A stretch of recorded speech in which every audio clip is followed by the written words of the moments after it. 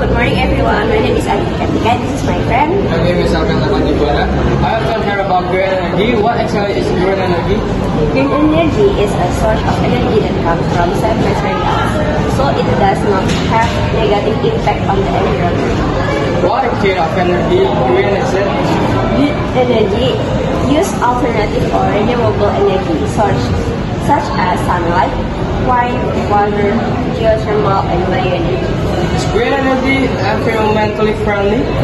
Yes, of course. Green energy is clean energy that does not pollute or add pollutants to the atmosphere. Why? In fact, this energy is obtained from natural sources that are friendly to the environment, so it does not affect our surroundings.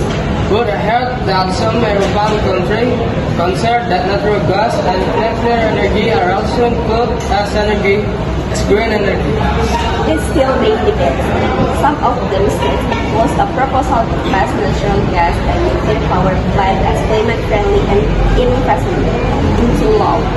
So it's still no deal. I see what are benefits of using green energy for the environment. As you know, this energy will not run out, so it can be utilized for free because it is always available in nature. In addition, maintenance is relatively easy when compared to non-renewable energy. How about using any remote access?